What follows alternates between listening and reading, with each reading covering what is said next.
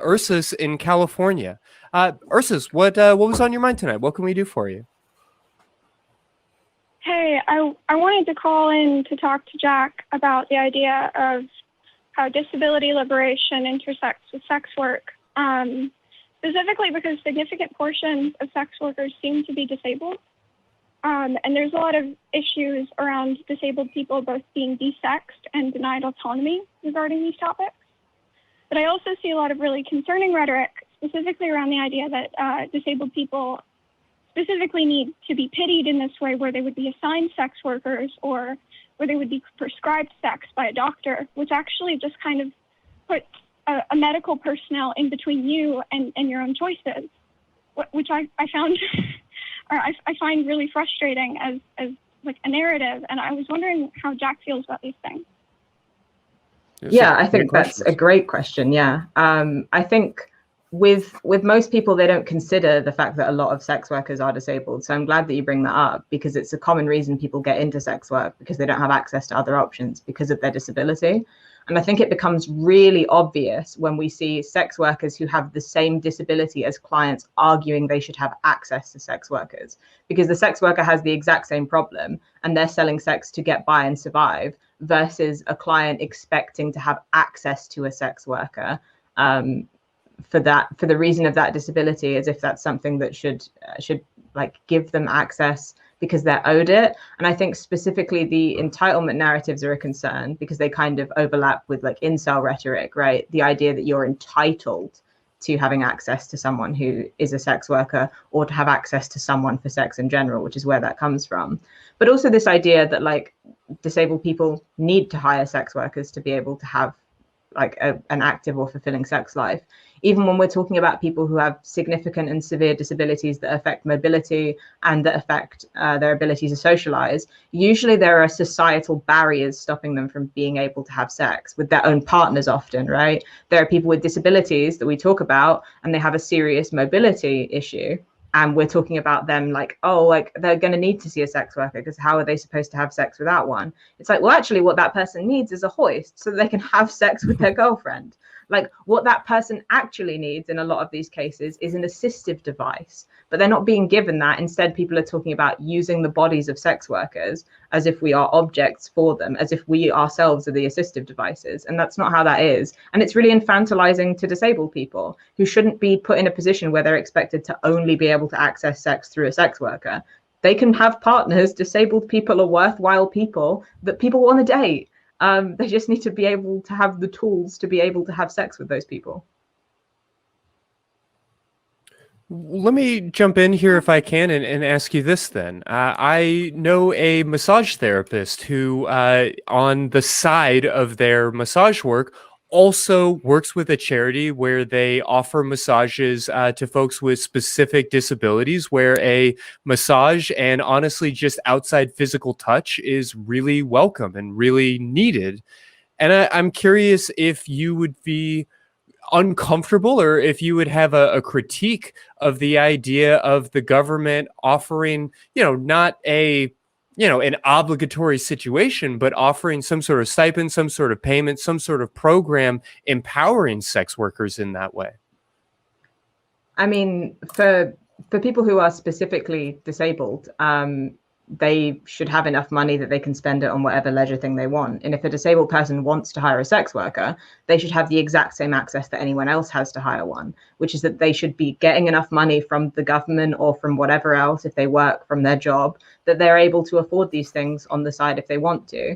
I don't see any reason that they couldn't do specifically that, because when we're talking about these scenarios, the assumption is usually that a disabled person couldn't afford to have access to paying for sex without the government running some sort of program. And I see that as being the thing that's fucked up in the first place, that we're like disabled people are in this position of poverty where the government is supposed to bestow this upon them, this like ability to see sex workers. But also, yeah, I just think it increases this narrative of like assuming that disabled people can't get sex otherwise. and also isn't addressing the issue that disabled people tend to have with their lack of sex. I think I see like a lack of sex framed around the physical act far too often. What people are lacking when they aren't having sex and when they're upset because of that, or they're struggling because of it, is they're lacking intimacy, which you will never get with a sex worker in that way. You're not going to get real, genuine intimacy from someone you're paying to pretend to like you, which is why like we have all these boundaries with therapists where you're not going to be like having a sexual relationship with your therapist, for example, because it would be crossing a boundary. And in the same way, having a sex worker providing sex, but what they're really treating is this lack of intimacy this person has. If you're expecting them to actually provide that intimacy and pretend to be having that, I feel like a boundary is automatically being crossed. And in those situations, the government should be running programs that, for one, make sure that disabled people have enough money, that they have the income that if they want to, they can pay for things that aren't basic necessities, including seeing a sex worker, the same way anyone else could with money from their job. And also, they should be running programs that give all of these disabled people assistive devices so that they can have sex with their partners or casual sex with people they meet on Grindr or Tinder, just like anyone else. That's well said. Ursus, did you have any follow-up or any other comments for us tonight? Yeah, I think the primary issue that I take with a lot of these government proposed models is that it specifically gives the government insight into the sex life of disabled people in a way that's inappropriate. So the government could decide how frequently you're allotted this sort of sexual assistance, and even if you deserve it. And the idea that that could be withheld from you by a government agency rather than you simply having funds like everyone else that you get to choose how to spend plays into these narratives about autonomy, where disabled people are frequently already rejected their autonomy in a lot of ways. They're rejected their autonomy regarding sex in the sense that there are a lot of rights groups in disabled activism specifically about the right to have sex and the right to have sexual relationships, because with certain disabilities, that's something that's historically been denied. And I feel like giving the government that kind of control over disabled bodies is just something I wouldn't want to happen. I totally agree with you. I think you're making a great case for a universal basic income. Yeah, we've been kind of beating around that statement for the last 20 minutes, but I'm just really going to say all it, of this Christy. comes down to poverty. I'm going to say it. Please do. Yeah, I think that's all important stuff to say, right? That people often aren't considering is that the government, to be able to run any of these kinds of programs, would have to have a ton of insight into your personal life and your sex life. The government would know exactly when you were having sex and with who. They would know that about you. And that's not something that anyone who isn't disabled who was in one of these programs would ever have to worry about the government knowing. And the idea that disabled people only would be denied privacy in this way definitely rubs me the wrong way. Fair to say. If you give the government control of anything, they'll inevitably fuck it up, right? It's better off just to do UBI and be done with it.